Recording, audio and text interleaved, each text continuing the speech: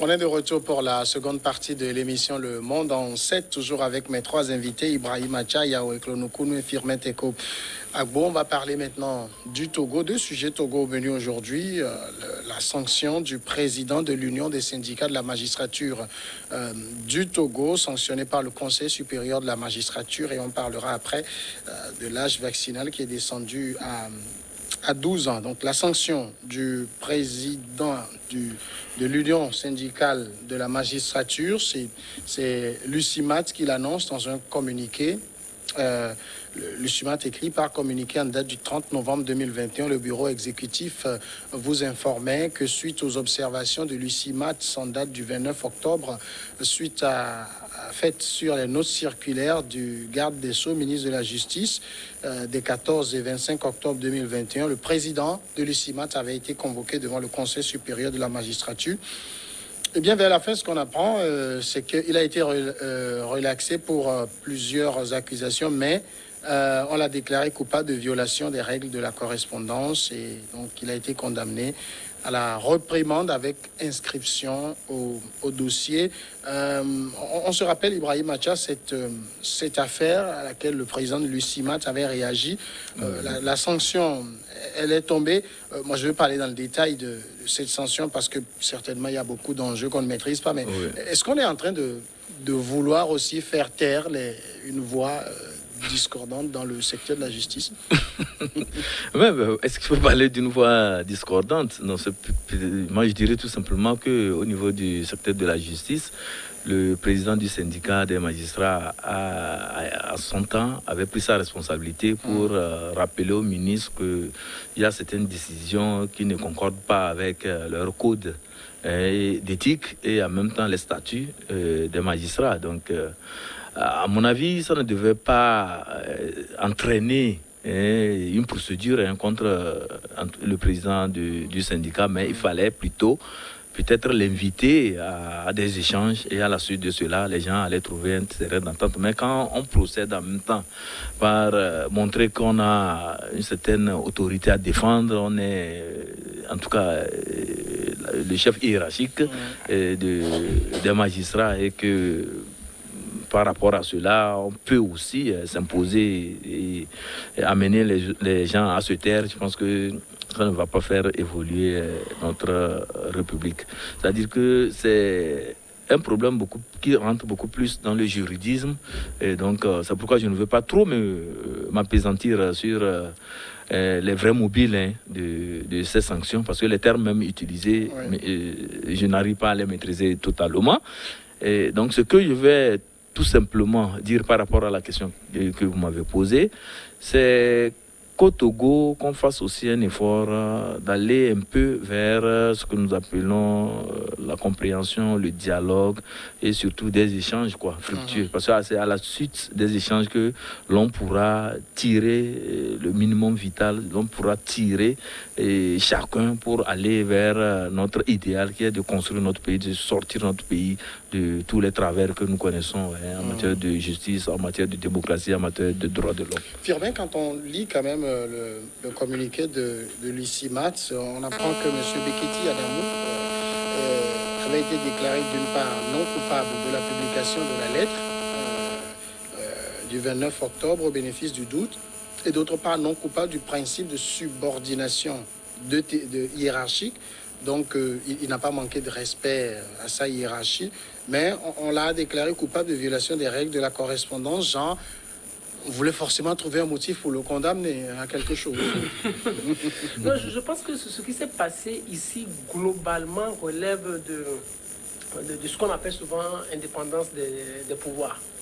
Ouais, c'est la chose la plus importante qu'on pourrait noter ici. Parce qu'il y a la justice, il y a aussi le ministre qui fait partie du gouvernement, qui fait partie de l'exécutif, il y a aussi la justice.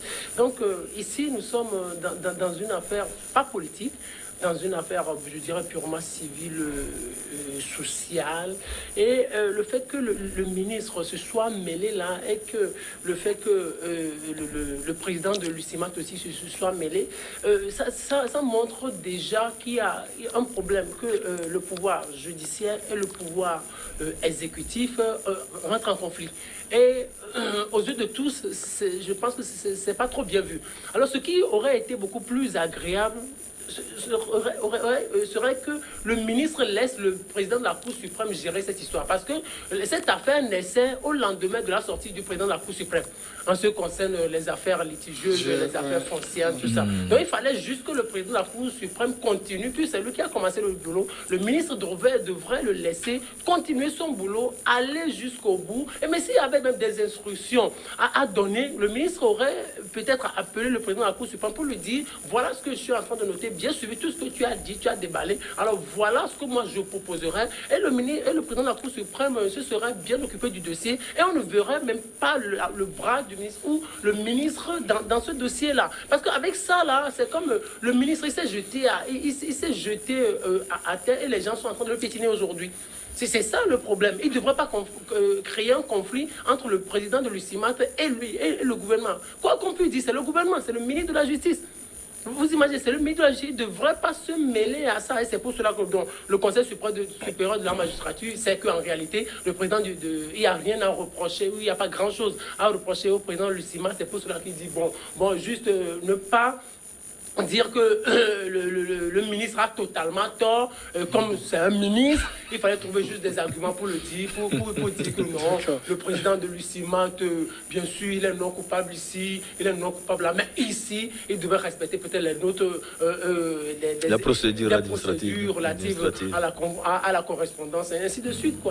Je pense, moi j'essaie de regarder un petit parallèle avec ces affaires des journalistes auxquels on enlève le manteau de journaliste lorsqu'ils s'expriment sur les réseaux sociaux, genre vous nous embêtez un peu, vous êtes allé sur les réseaux sociaux, bon, on va vous coller quelque chose. Est-ce que ça n'y ressemble pas un peu? On trouve que le juge Beketi a violé les règles de la correspondance administrative. Monsieur Samuel, vous savez, d'abord, moi je m'interroge. Et d'abord, lorsqu'on parle de l'indépendance de la justice, ou comment dirais-je, ou des institutions, alors je m'interroge, quelles sont les prérogatives du ministre? Est-ce que dans le contexte où le ministre a sorti ces notes-là, est-ce que c'était approprié? Le ministre était-il dans ses prérogatives? Je m'interroge. Alors maintenant, ces notes qui ont fait réagir M. Beketi, pas à titre individuel, non. Il est quand même, non seulement au-delà de son titre de magistrat, il est un acteur de la société civile parce qu'il est à la tête du syndicat des magistrats, vous comprenez. Alors, maintenant, si par la suite, nous voyons que on dit oui par rapport à la correspondance, que bon, il n'est pas coupable, etc. Mais dans un premier temps, ça veut dire qu'on l'avait accusé, etc. Bon, on réfléchissait comment pour l'accuser d'abord et ensuite revenir dire que non, parce que le ministre, même un citoyen lambda, un citoyen ordinaire peut écrire au ministre, envoyer une lettre au ministre et on ne va pas crucifier quelqu'un parce qu'il a envoyé une autre. Alors, si le syndicaliste, M. Beketi, moi je vais lui porter l'étiquette de syndicaliste parce que c'est en tant que syndicaliste qu'il a réagi, mais s'il a trouvé ma foi, qui a une situation dans la démarche du ministre qui ne se met pas en conformité avec leurs règles ou avec les principes, et qu'il essaie d'attirer l'attention, parce que pour moi, je crois, ma foi, que c'est une façon d'attirer l'attention. Alors, donc, lorsque... aussi, il ne faut pas oublier une certaine collégialité, parce que le ministre, avec... les magistrats, bien qu'ils soient à la tête de la justice, avec que ce soit la Cour suprême, etc., ils sont dans une certaine, comment dirais-je, ils fonctionnent dans une certaine collégialité. Alors donc, si des remarques ne peuvent pas se faire en leur sein, là, c'est grave. C'est comme si on ne peut pas dire, rappeler ou essayer d'attirer l'attention sur ceci. Alors, donc, parce que vous avez attiré l'attention sur cela, il faut qu'on vous crucifie par tous les moyens, etc. Non.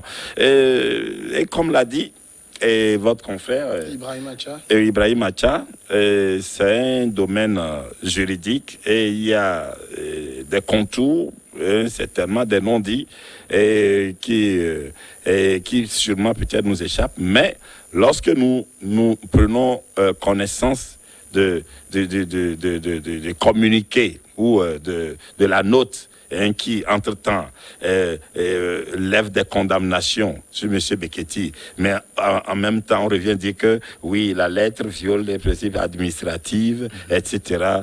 Mais pour nous, ça semble du rocambolex, et puis ça fait comme du tohu-bohu. Voilà. Si vous permettez, moi, je voudrais relever quelque chose. Le fait qu'on voit, par exemple, un membre du gouvernement, derrière certaines affaires, ça fait lourd.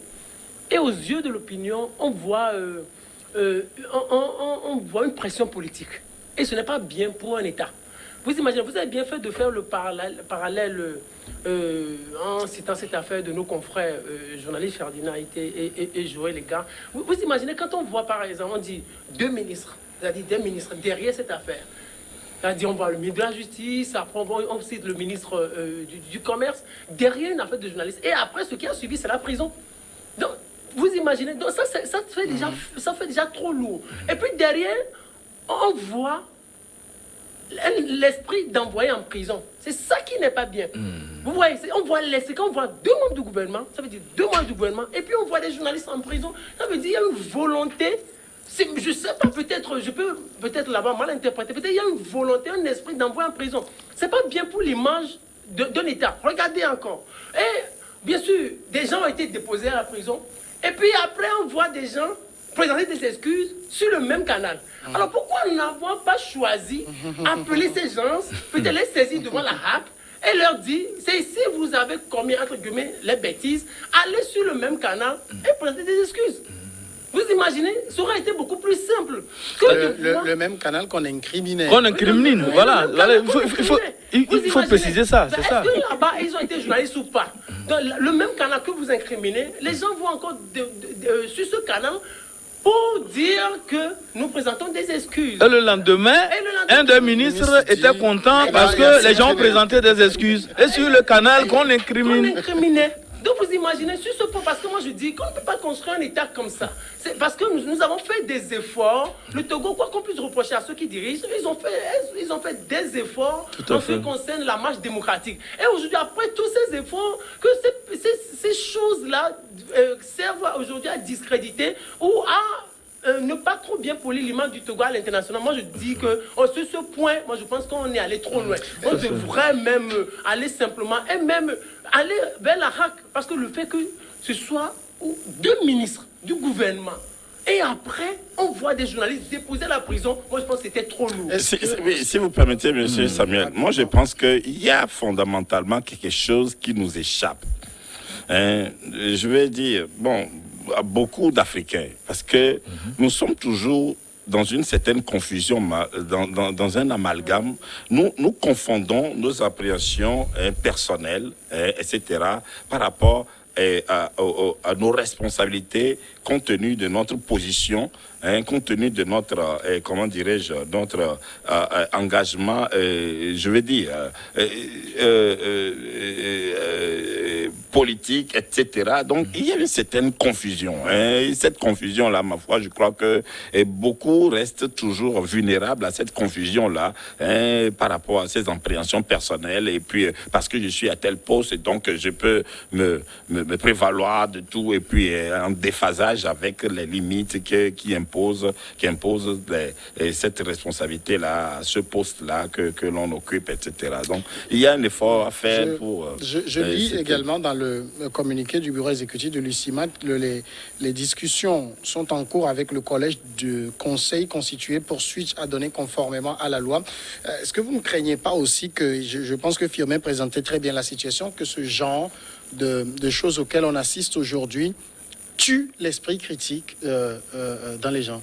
Oui, c'est ce que nous avons toujours dit, surtout au niveau de notre corporation, au niveau de la presse, qu'on a l'impression que les gens veulent qu'on fasse un journalisme de reportage. Ce que vous voyez, c'est ce que vous rappelez, c'est tout. Mais or, les articles de fond, tout ça, là, Samuel, vous en savez beaucoup de choses.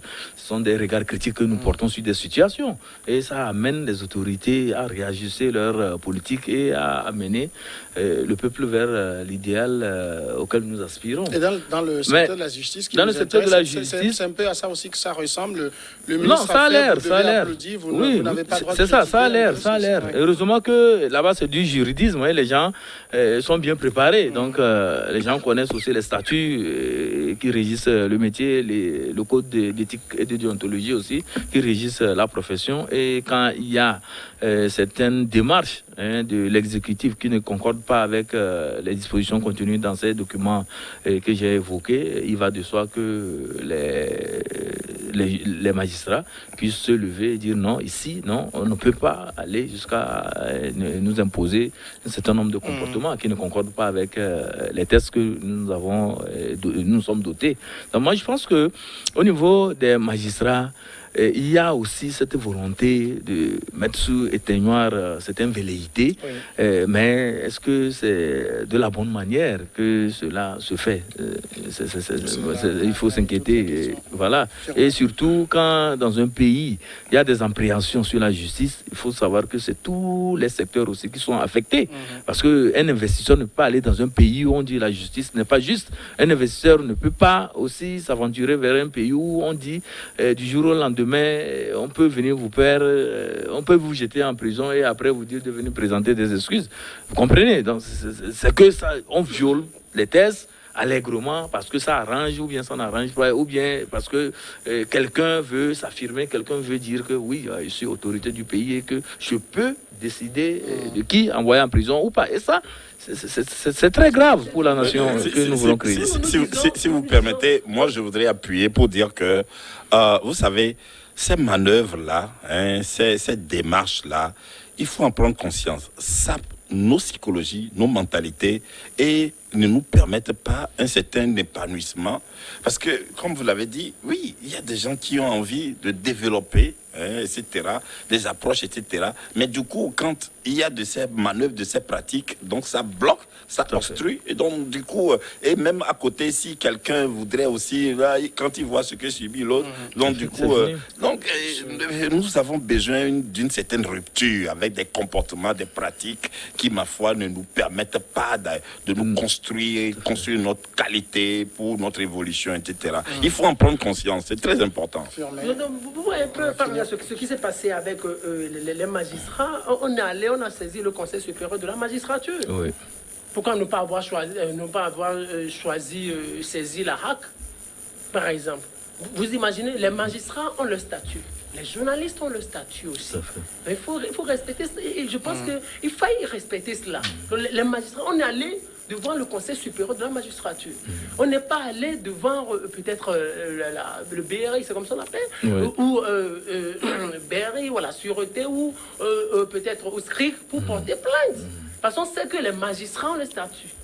On a respecté ce statut-là. Moi, je voudrais aussi qu'on respecte ce statut. Et puis le fait que le gouvernement, un membre du gouvernement soit derrière ça, c'est ça qui ne pollue pas bien l'image du pays. Ça détruit tous les efforts qui sont faits. Mais regardez, vous avez dit quelque chose, je pense que c'est Ibrahim qui a dit tout à l'heure, il a dit que de tels actes détruisent l'esprit de ceux avec qui cela est posé. Je ne sais pas si vous avez bien suivi l'image de Ferdinand lorsqu'il reprenait lorsqu'il faisait la vidéo des excuses. Vous voyez que ça a détruit leur esprit. Ce qu'il disait, et entre ce qu'il disait et ce qu'il faisait, il y avait tout un vide. C'est-à-dire ça ne concordait pas. Vous imaginez, vous voyez par exemple Ferdinand avec tout ce qu'il fait. Moi, c'est pas ce que nous disons, c'est l'abstraction faite du fond.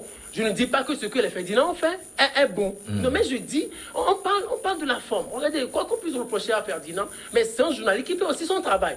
Les gars font leur travail. Mais vous imaginez, est-ce qu'avec ce qui s'est passé là, est-ce qu'ils pourraient librement encore bien faire leur travail, comme ils le faisaient avant?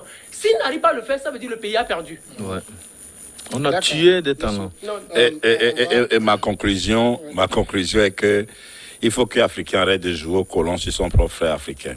Il faut en prendre conscience. On va évoluer maintenant. Second sujet du Togo, on parle donc de coronavirus et stratégie vaccinale. Le gouvernement togolais qui décide d'élargir sa cible vaccinale vers les personnes âgées de 12 ans.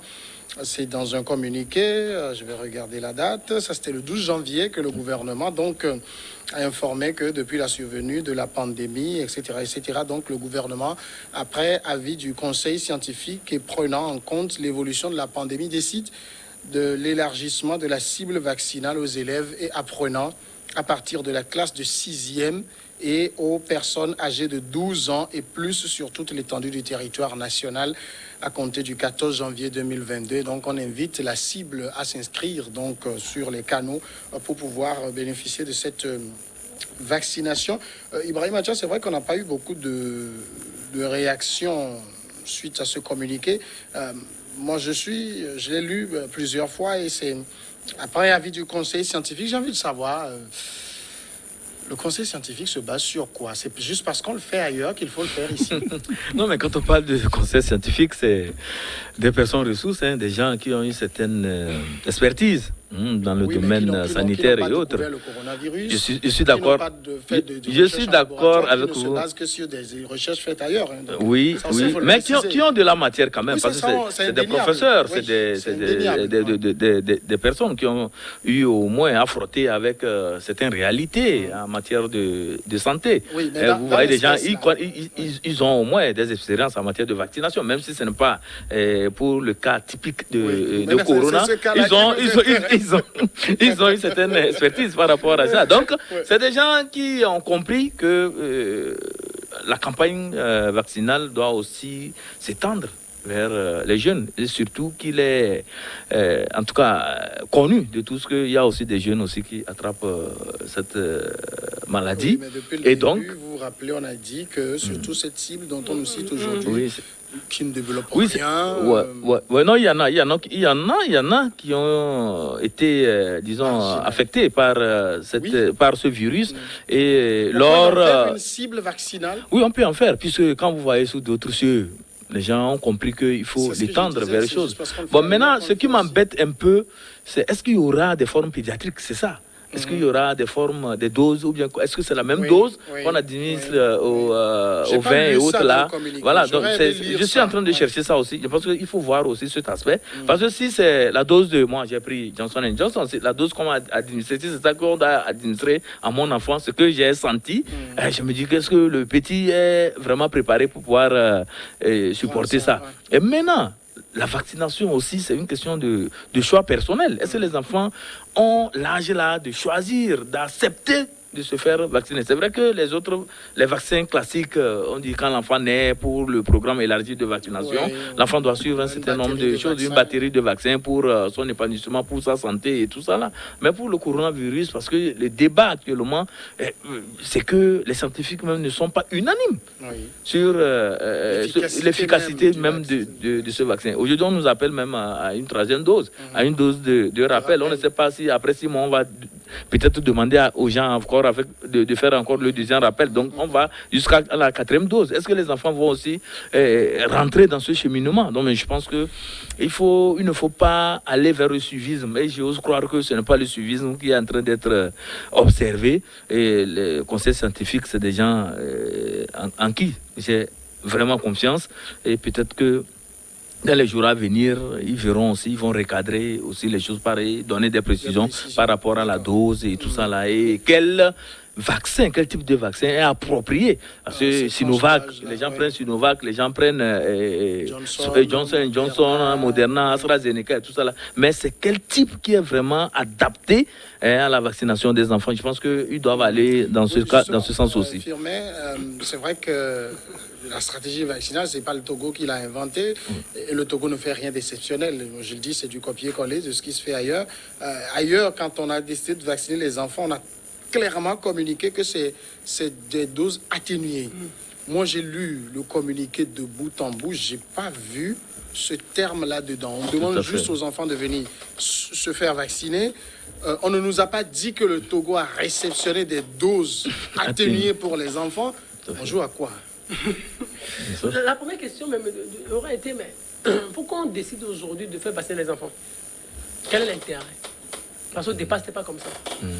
Peut-être en France, si des pays occidentaux ont choisi les enfants possibles aujourd'hui, peut-être parce qu'il y a des éléments qui les obligent à procéder ainsi. Mais nous, particulièrement, qu'est-ce qu'il y a?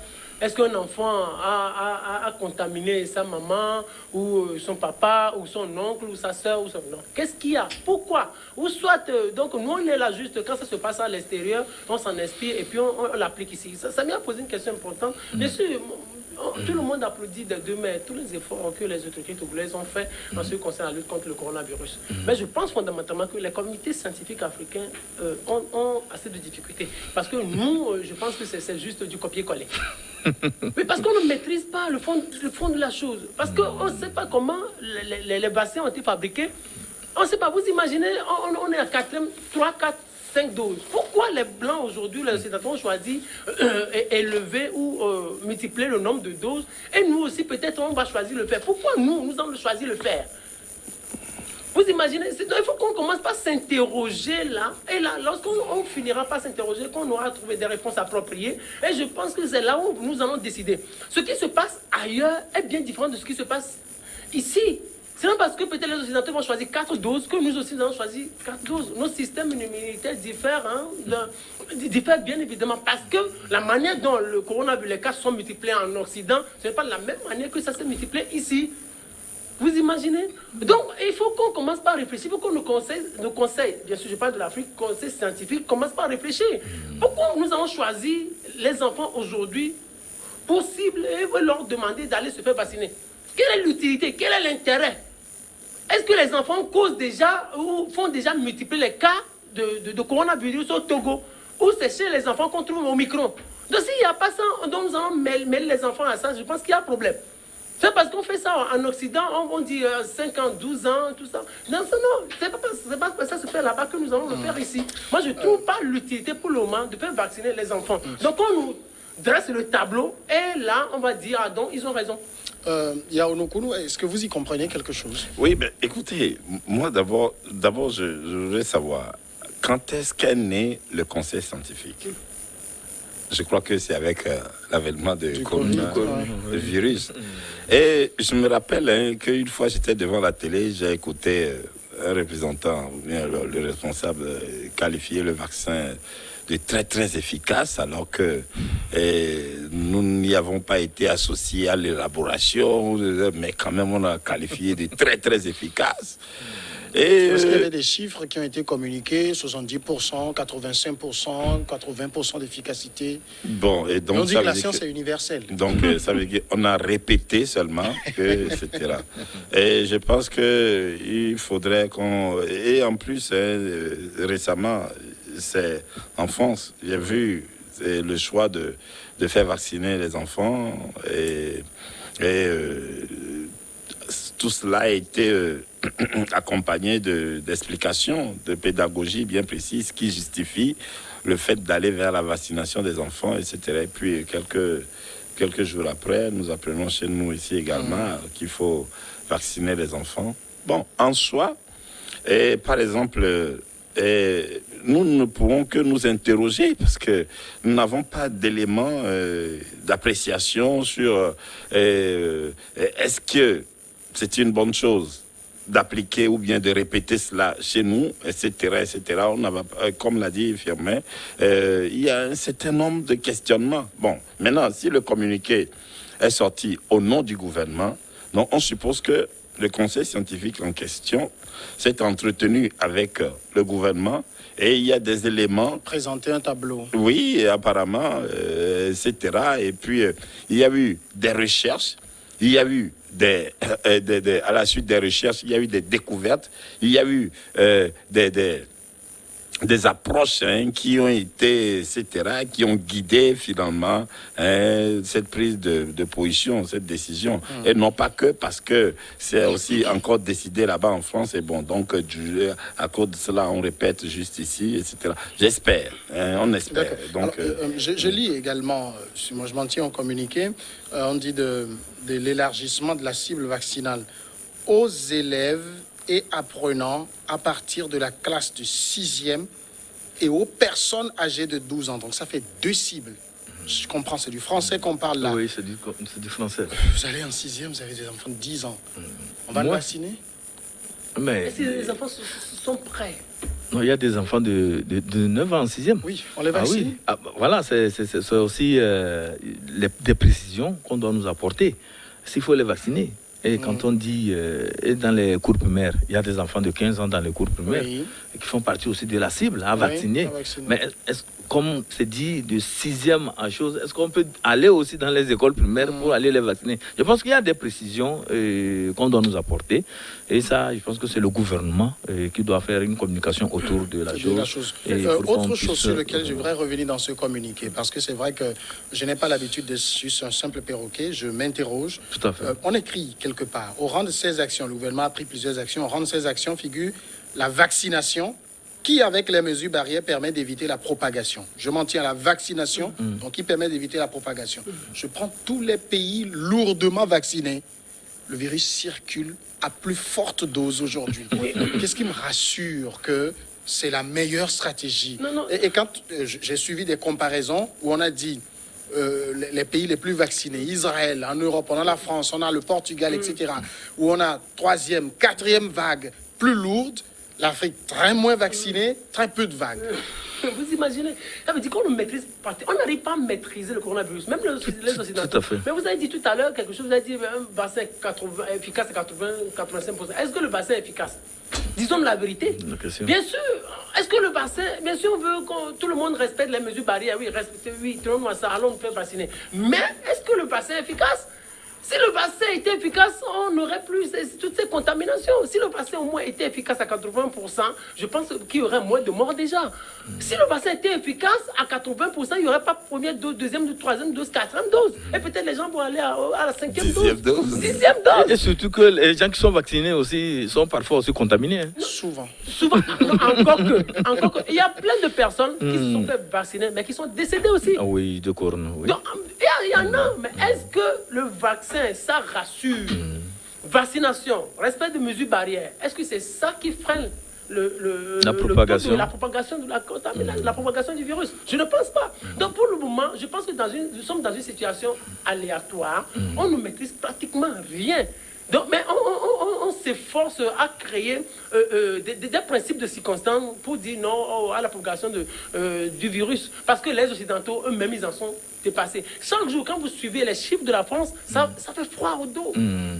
Vous imaginez, ça fait froid. Parce que personne ne maîtrise. Bien que les Français se soient vraiment vaccinés. Emmanuel Macron donnait le chiffre l'autre fois et puis il demandait aux 5 millions de Français restants. Vous imaginez, alors que la France, c'est plus de 60 millions. Ça veut dire au moins, c'est quand 5 millions de personnes se sont fait vacciner. Mais la contamination, ça continue. Et il a osé dire, moi j'ai envie d'emmerder les Et j'ai envie non-vaccinés. d'emmerder. Oui, c'est parce qu'ils sont dépassés. Vous imaginez, il n'y a que 5 millions de personnes qui restent, qui ne se sont pas encore fait vacciner. C'est que plus de 55 millions de personnes se sont fait vacciner. Mais regardez comment la courbe en France. Ça veut dire les Occidentaux eux-mêmes n'arrivent pas à maîtriser. Regardez, même au niveau des États-Unis, Joe Biden qui veut obliger même Les employés les sociétés de plus de 100 salariés. 100 salariés à se faire vacciner. La Cour suprême l'arrête. La Cour suprême l'a dit, monsieur, arrêtez. Et vous dites, mais ça veut dire qu'ils ne maîtrisent pratiquement rien. Nos conseils scientifiques, bien sûr, ils font un travail inlassable, un travail noble, un travail grandiose. Mais ils ne maîtrisent pas grand-chose. Non, bien sûr, je parle de nos conseils scientifiques, les conseils scientifiques africains. Parce qu'on ne maîtrise pas. On n'a dit pas maîtriser. Moi, je ne voudrais pas aborder la question sur le plan géopolitique. Moi, je me dis peut-être que, bon, au niveau de l'Occident, on a fabriqué tellement de vaccins qu'on voudrait écouler les produits.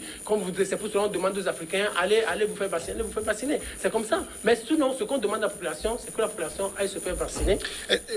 Dans un pays comme le Togo... Mais au même moment, si vous permettez, c'est de revenir un peu sur le cas de la vaccination. Oui. Parce que quand vous suivez les informations, les médecins que nous avons eu à contacter, en tout cas, il est avéré que lorsque vous vous vaccinez, vous êtes protégé de la forme grave. Et ça, c'est très important. Et ça, c'est très important. J'ai entendu plusieurs fois cet argument, Ibrahim Acha, mais j'ai juste une interrogation naïve. Le vaccin protège de la forme grave, mais il ne protège pas de la forme mineure. La forme mineure, ça veut dire qu'il n'y a pas d'inquiétude. Donc, c'est comme une simple grippe. Est-ce que ce n'est pas curieux que ce vaccin la forme très grave, Oui. elle peut vous en protéger, Oui. mais ça commence du mineur au grave. Non, c'est pour vous dire normalement. que cela vous évite à aller vers des formes graves. Vous savez que quand vous prenez le virus, ce n'est Oui, pas je sais. le premier jour de l'infection, faire en même temps la vous forme développez la mineure. forme grave. Oui. Non, ça c'est progressif. Vous comprenez, ça évolue. Donc vous n'allez pas évoluer vers la forme grave. C'est ce que les médecins nous disent. Et donc, C'est ce qu'ils disent. il faut inviter quand même nos compatriotes, ceux qui refusent d'aller se faire vacciner.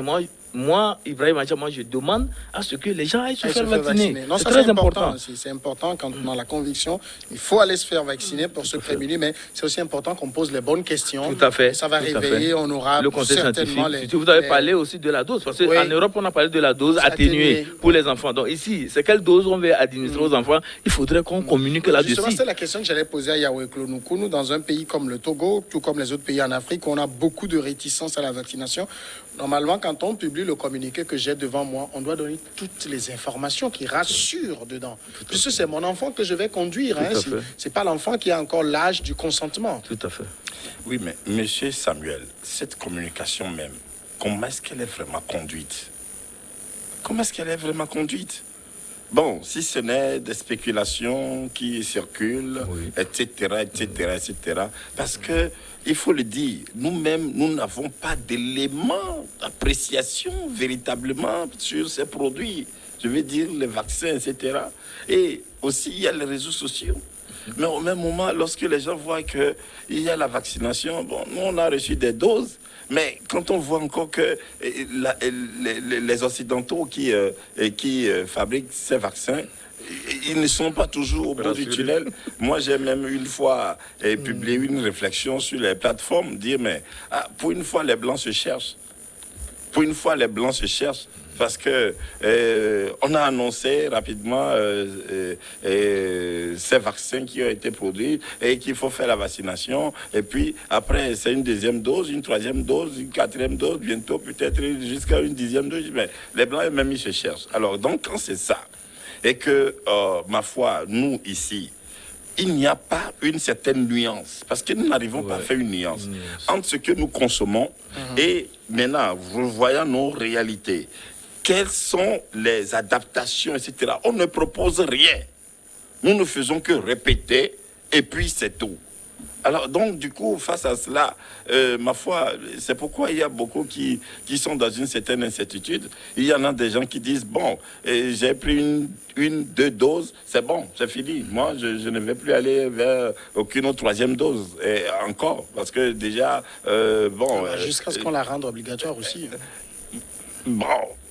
Bon, là-dessus aussi, parce que même... Parce qu'on peut rendre le pass vaccinal valide qu'avec la troisième dose, comme on l'a fait en France.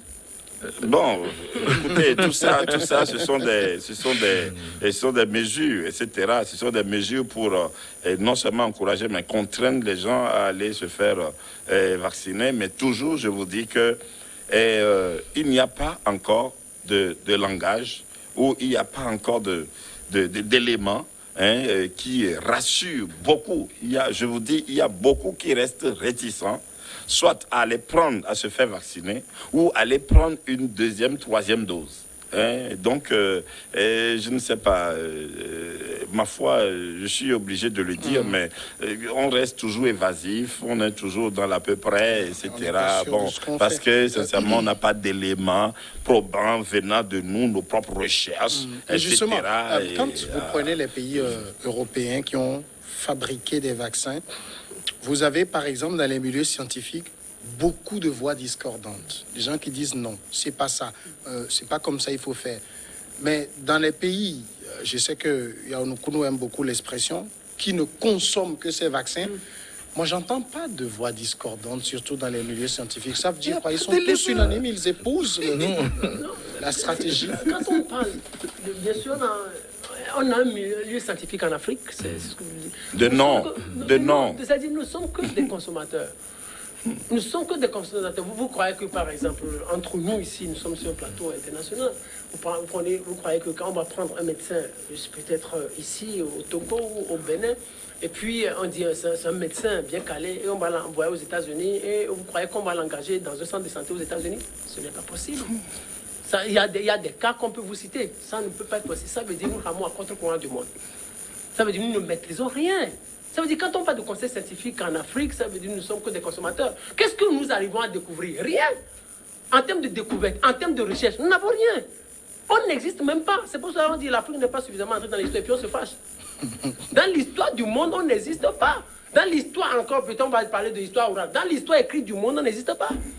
On est dans un imaginaire où tout recommence toujours. C'est-à-dire, c'est ceux qui réfléchissent et qui découvrent et qui font des recherches, bon, ont des voix discordantes.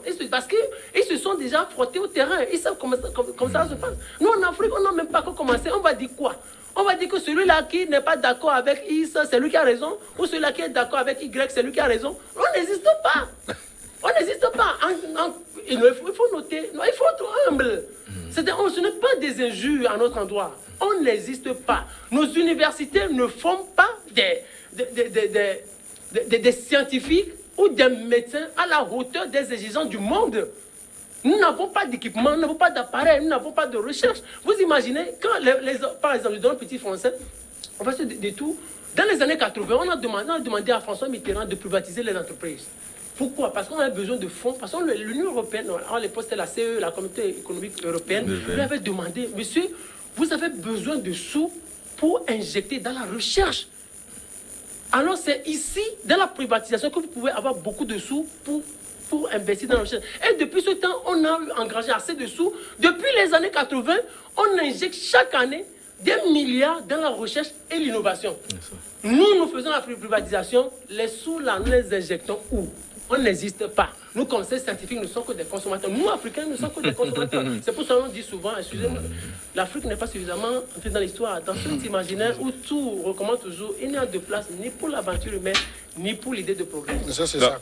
Non, mais il faut nuancer les propos de mon ami infirmier par rapport à la recherche. C'est-à-dire que sur le cas Covid, c'est vrai qu'il y a des lacunes. Il y a des lacunes. On avait commencé quelque chose à l'université, on a tous applaudi. Mais ça n'a plus avancé. Et on nous dit que pour 100 millions seulement, alors qu'on dépense des sommes faramineuses pour le divertissement ici au Togo même. Vous comprenez que je suis d'accord avec vous. C'est qu'on ne traverse pour les étudiants alors qu'on sait qu'elle ne sert à rien. On a besoin de traverser ailleurs. Ouais. On avait besoin de 100 millions, mais on n'a pas pu trouver. On n'a pas pu trouver. Vous voyez, donc ça veut dire qu'on ne le prend pas au sérieux. Et pour rejoindre Firmin, la recherche fondamentale, ou bien la recherche expérimentale. Mais sinon, par rapport, en tout cas dans les autres domaines, il y a des Togolais aussi qui se sont illustrés dans les recherches et autres. Là, les gens découvrent beaucoup de choses, mais c'est que le matériel manque. Vous avez vu le regard? Non, le matériel manque. Le matériel manque. Parce que si je prends le cas de Covid, aujourd'hui, quand on parle de Omicron et Delta, je pense que parfois, c'est par mimétisme que nous aussi nous disons qu'il y a Omicron, il y a parce qu'il faut faire un problème de séquençage. Mais ça ne se fait pas au Togo.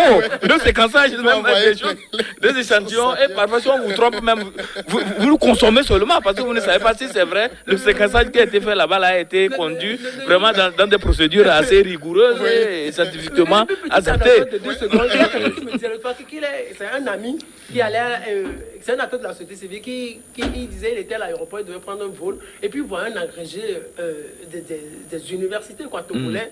Et puis la manière dont il se connaissait, mais la manière dont l'agrégé le saluait, c'est-à-dire c'était un gros français, comme vous voyez ça. Avec condescendance. Vous imaginez, donc, et puis, le gars s'est senti tellement petit, et puis il me dit, vous savez, mais j'ai vu un ami de longue date, un agrégé des universités, qui parlait un gros français, mais je ne sais jamais, il m'a encore pas montré ce qu'il a pu découvrir, alors que le petit chinois qui n'a même pas le BPC est en train de construire un pont, est en train de construire un smartphone. Vous imaginez, le décalage. Non, monsieur Samuel, toujours dans la même suite, vous savez, la centrale photovoltaïque à Blita, que les Indiens sont venus nous construire. Les ingénieurs, ceux qui sont des ingénieurs, des techniciens là-bas, ce sont des gens même qui ne savent ni lire ni écrire. Ce sont des gens qui n'ont fait aucune université. Parce que moi, mon partenaire avec qui j'ai travaillé, il a eu une sous-traitance. Lui aussi, il était présent. Mais il a posé la question des gens, mais comment vous avez... Quelle université? Non, ils n'ont jamais fait aucune université. Mais comment vous avez dit que depuis le bas âge, que eux, chez eux, même les piles, les anciennes piles, là, ils ne jettent pas. Donc, c'est-à-dire que ça veut dire quoi? Ça veut dire que le soubassement, le canevas pour l'évolution, ça passe par des conditions Parce qu'il faut créer les conditions pour les hommes et des conditions pour pouvoir développer des talents, etc. Il faut mettre en place les conditions. C'est pourquoi vous voyez des gens quitter ici, des Africains quitter l'Afrique. Mais quand ils vont, que ce soit aux États-Unis ou en Europe, et ils se retrouvent dans de bonnes conditions, ils arrivent à faire des performances, à donner le meilleur d'eux. Mais ramener-les chez nous ici, c'est du fiasco. Donc, il y a tellement de choses et puis on se voit grand dans des papiers accumulés, dans des diplômes, etc. grâce à la langue du colon, etc. C'est avec ça, parce qu'on a accumulé des diplômes, c'est avec ça qu'on se voit important, on se voit grand, etc. En même temps, ne nous auto-flagellons pas trop. Hein.